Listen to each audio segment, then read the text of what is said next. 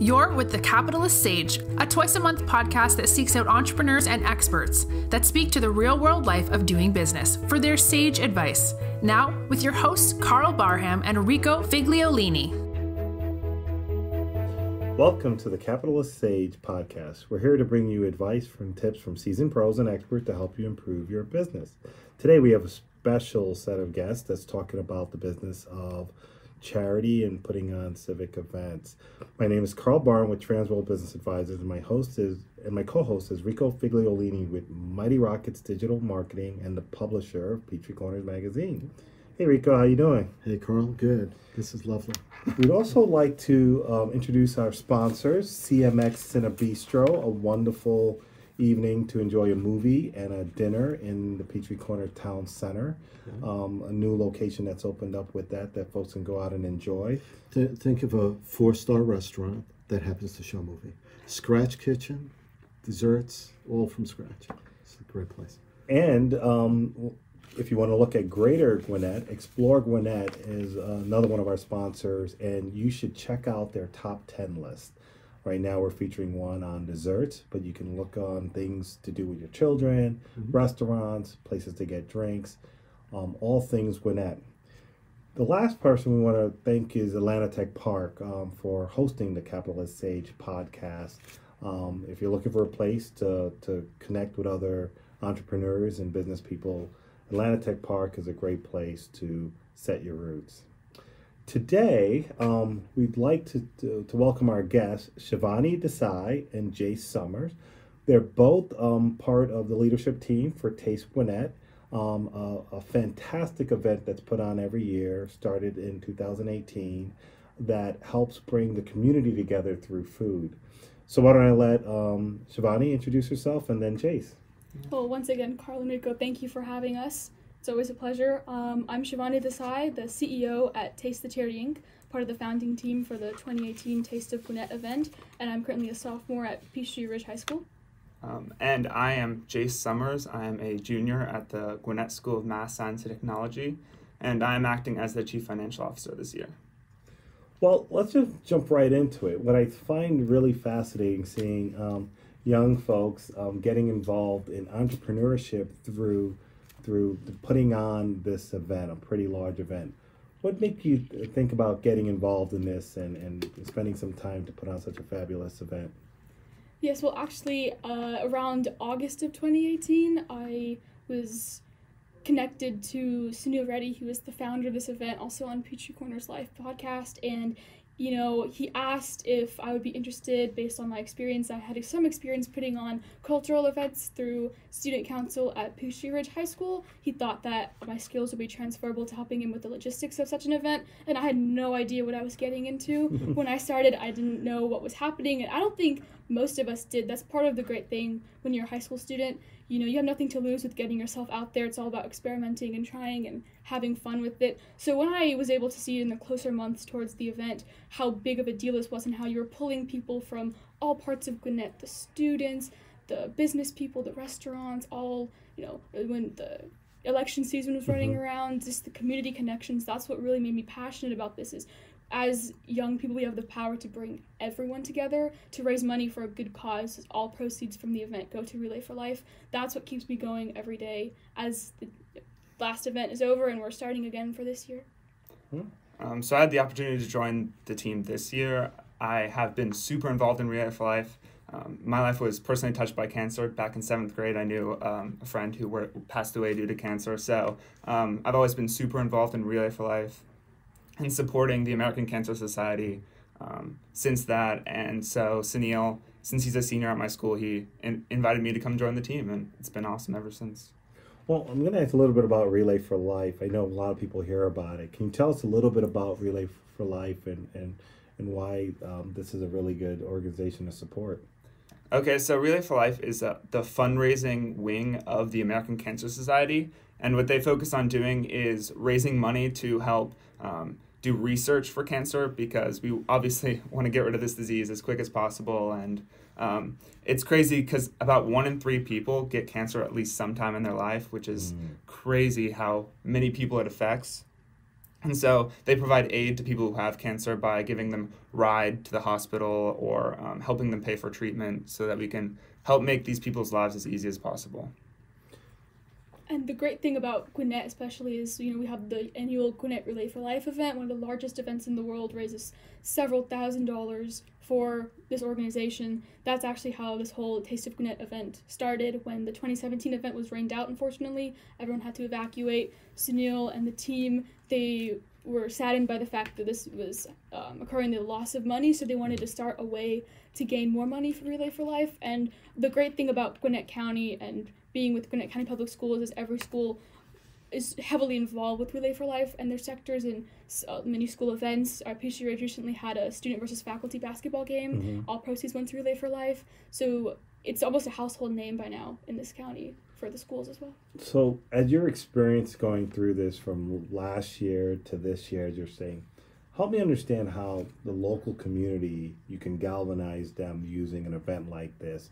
What are some of the things you're seeing out there when you're preparing for this event that people should be aware of?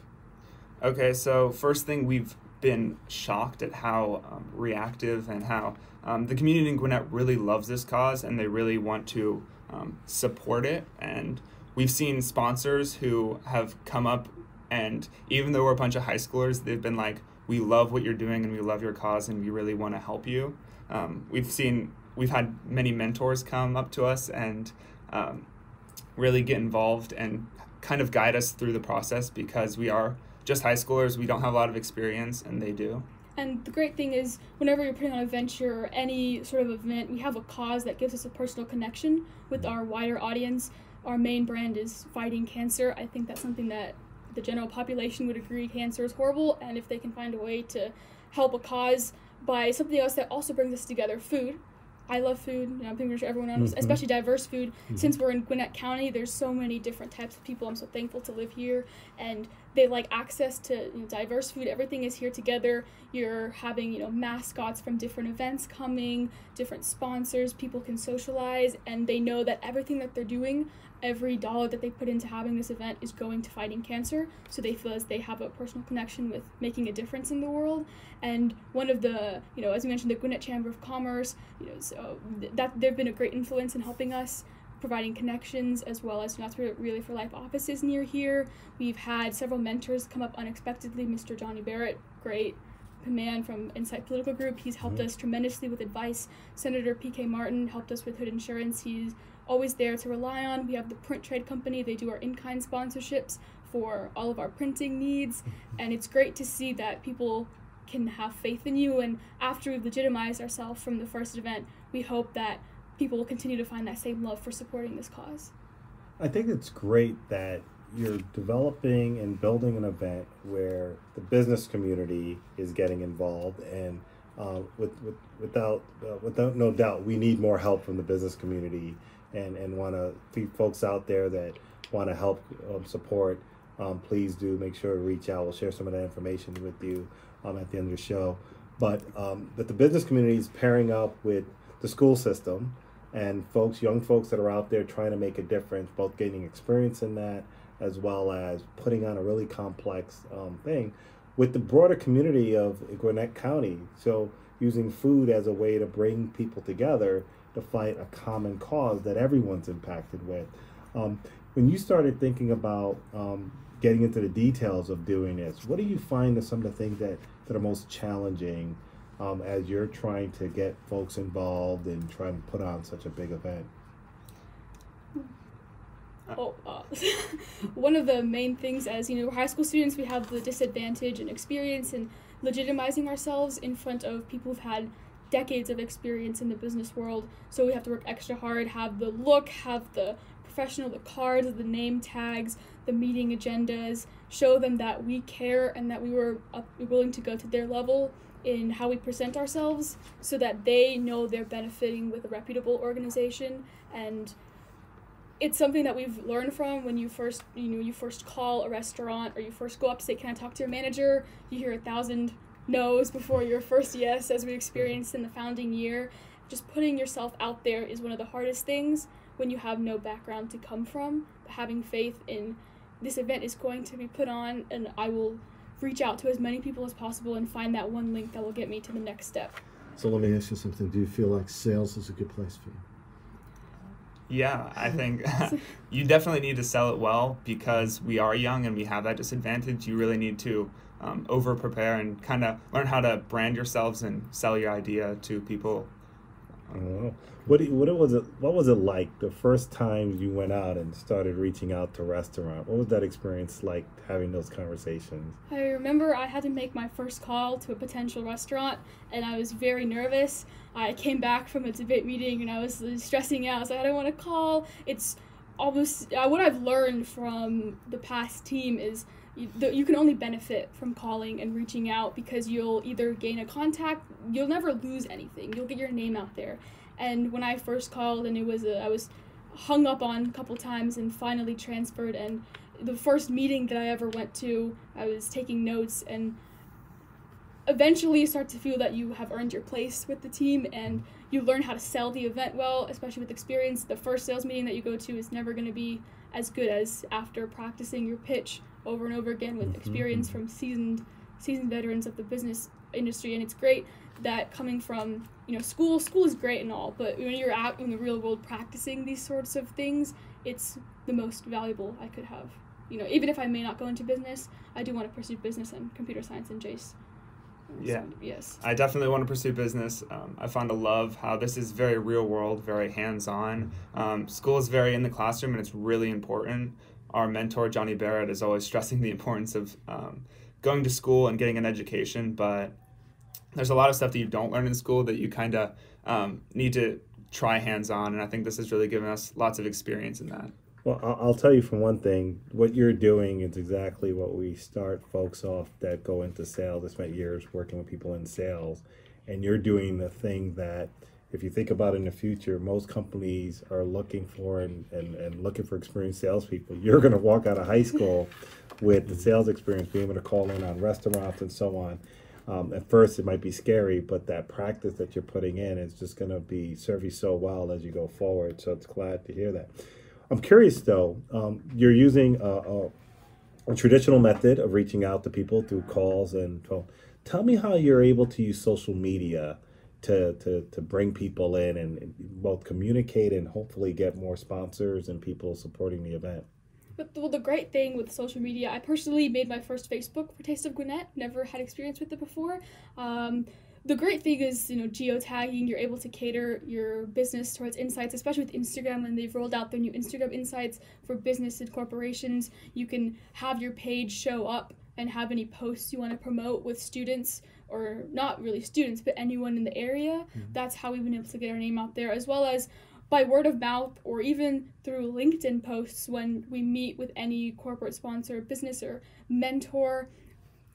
The posts that get the most views are people who have the most experience in the county that we see, and you can see how many page visits you get, when you're struggling, when you're not, and especially through the schools. A good portion of our attendees last year were high school students, because when you have one friend post about an event that they're going to, their friend will also post about it, and they'll post about it, and the chain continues, and that's where people go, especially if you have high school volunteers. Their families will come, they will come. If you're a for-profit, if you have volunteers, they will buy something from you, and the word of mouth spreads through that route. And I know we've already had contacts from magazines and newspapers and restaurants who are excited to get involved just because of our name, Gwinnett. We have such a great community, so people are always looking through hashtags, and Explore Gwinnett is a great way.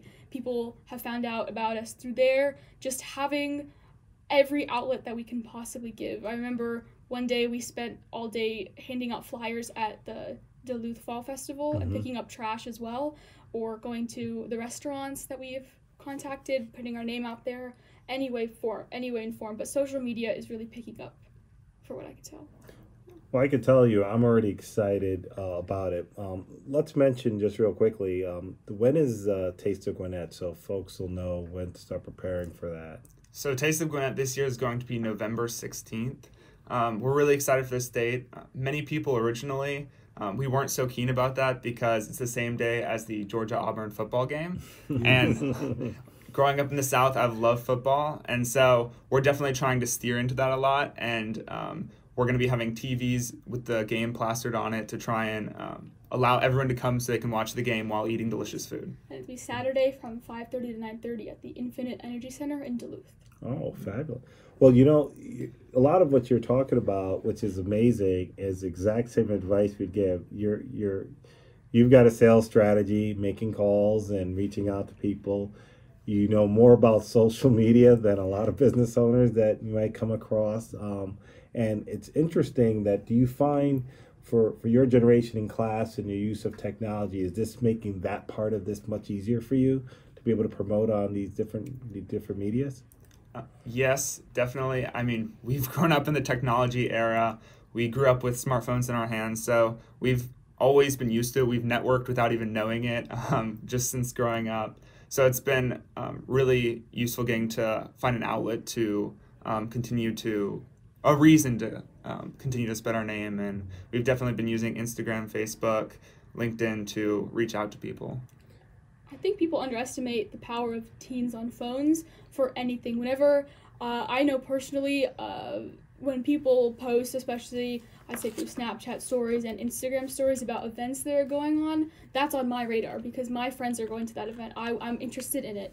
And when you have a good portion of the people in your school advertising an event, the flyers at our school almost blend together. They're hanging in the hallways. It's hard to make stuff stand out. But when you have your close group of community on social media posting about something, people underestimate the impact that it has on whoever's viewing it, especially in high school when you have events.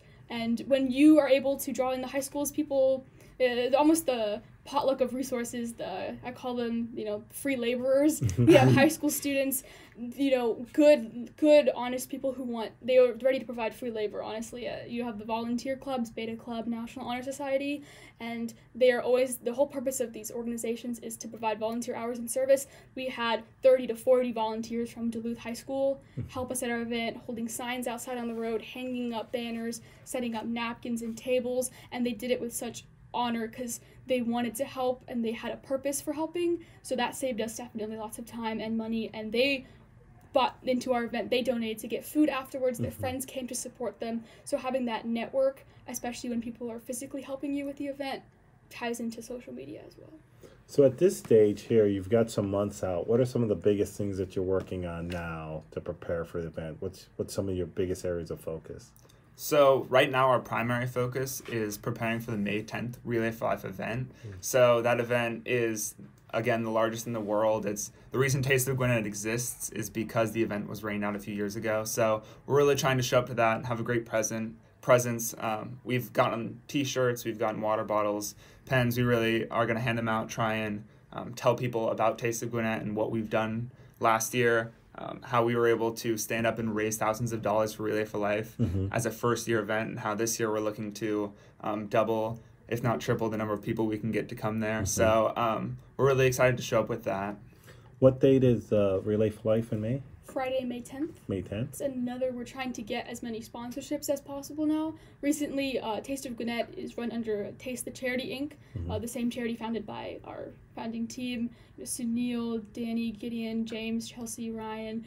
We received our 501c3 status. All of our donations are tax deductible, and hopefully before the tax return comes, we want to get as many sponsorships as possible for the event so we can mutually benefit from advertising and getting that money secure before we move into the event and last-minute preparations for the logistics and the restaurants.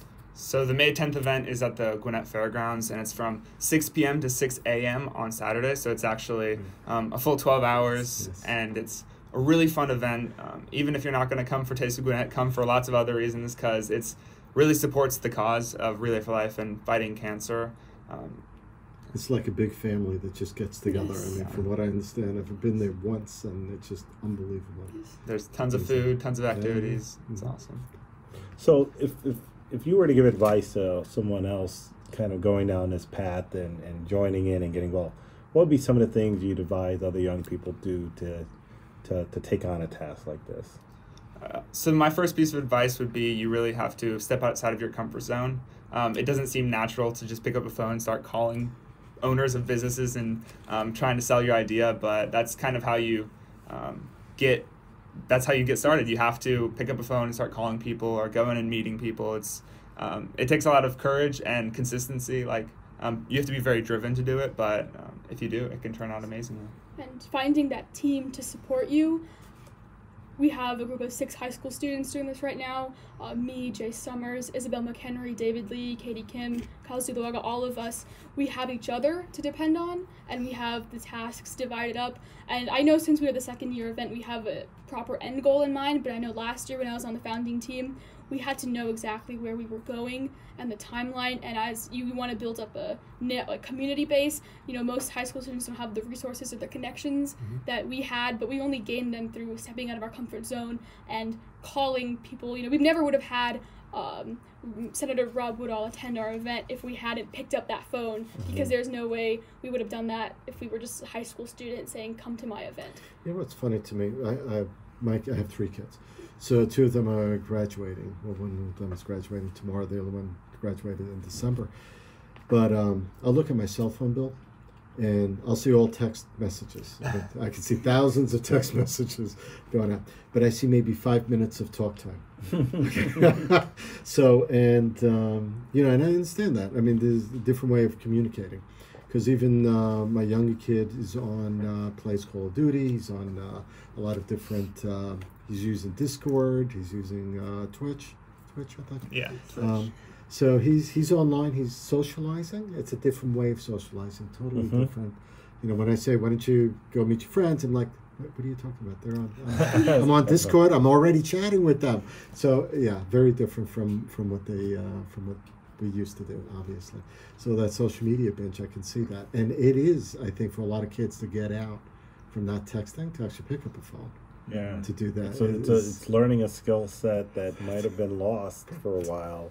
Yes. But one of the things that made me think, and you mentioned it when you said the team that you have of 6 folks. Just imagine if you look at all of the students in the high schools whose parents own restaurants. If they were to go approach their parents to support, how many restaurants could have done? I mean, you can reach out just to the community. They own businesses. We're all in the same community. We go to the same schools, and galvanizing that group of folks within the schools to go reach out to their parents to be part of this event might be a powerful way, and that expands your team and how many people can get out. And along the way, you can't get a better person than someone asking mom and dad to support this for a good cause. It might be an easy sell for those. But I want to thank you both for coming out today and spending time talking about this really important event, Taste of Gwinnett and Relay for Life, and the cause that you're promoting for this. Well, Jace, I know as you go forward in this year, your first year, I'd love to chat with you some more as you go through this and get more learnings along the way. And Shivani, I think this is your second year, so you're going to get a different experience of it, but also being in the leadership role, it's just a great experience for both of you. So definitely want to thank you for coming and being guest on the podcast today. Thank you for having us. Thank you so much. This has been an honor. Cool. Where can they? What's the website? Yes, our website is tasteofgwinnett.org. You can reach out to us on our social medias, Instagram at Taste of Gwinnett, Facebook page, Taste of Gwinnett. There's a LinkedIn page, Taste of Gwinnett. You can reach us both on LinkedIn as well. And our Twitter is Taste Gwinnett. So if you're listening to this podcast, you own a restaurant, catering place, these are the 2 you need to contact. And it's a absolutely. We're calling out all restaurants in Gwinnett County to come out and support. We're calling out volunteers to get out there and make calls. We're calling out those students in the schools to reach out to their parents, and let's break that record from last year. Let's make sure that we show how Gwinnett can come together and support a really great community event for a good cause. So we'd love to have the largest tasting event in Gwinnett County for the second year in a row. Absolutely. Let's do it. Sounds good. Well, we'd also like to thank our sponsors, Atlanta Tech Park, a great place to come and be around other entrepreneurs and business owners. If you're looking for a place to call home for your business. We also want to thank CMX Cinebistro. Wonderful date night or event night for folks that want to go out and enjoy a movie and a great dinner. And we also want to thank Explore Gwinnett. As you can see, the theme throughout today's podcast is how Gwinnett can come together to do great things. And there's a lot of wonderful places in Gwinnett. So we've got some top 10 lists that are available to you online at PeachtreeCornersLife.com. Or better yet, livinginpeachtreecorners.com. Livinginpeachtreecorners.com. Although both sites are fun. Yeah, definitely check out all of those sponsors, and just want to say thank you again for coming out. I'm Carl Barham with Transworld Business Advisors of Atlanta Peachtree. Yeah, we help business owners, and I know as I'm going out there and talking with business owners, I'm definitely going to help promote and get you some more sponsors. But if you need a consult on growing your business through acquisitions or divesting your business to do what's next, Transworld of Atlanta Peachtree can help you. Can be reached at kbarham@tworld.com. And Rico. Sure. Rico Figliolini. I'm co-host with Carl here, who really does the heavy lifting in the Capitalist Sage, this podcast. But it's a family podcast, so we do Peachtree Corners Life, the Ed Hour with my co-host Alan Kaplan, and we do Prime Lunchtime with the city manager once a month also. So we get to talk about city issues after the fourth Tuesday of the month. That's kind of neat. I'm a bit of a jack of all trades. I do social media marketing, I'm a creative director as well, so graphic services. And lately I've been publishing Peachtree Corners magazine. So I'll put this out there 4 times a year originally, and now we've expanded to 6 times a year because it's just been so received, thankfully. And I think that it's hopefully a good product and people are enjoying it. So cool, that's what I do. Well, thank you, everybody. Thank you for joining us on the Capitalist Sage podcast. Have a good day. Take care. This has been the Capitalist Sage with Carl Barham and Rico Figliolini, the twice-a-month podcast with entrepreneurs and business experts. We hope you enjoyed this episode. Want more? Visit our website at capitalistsagepodcast.com.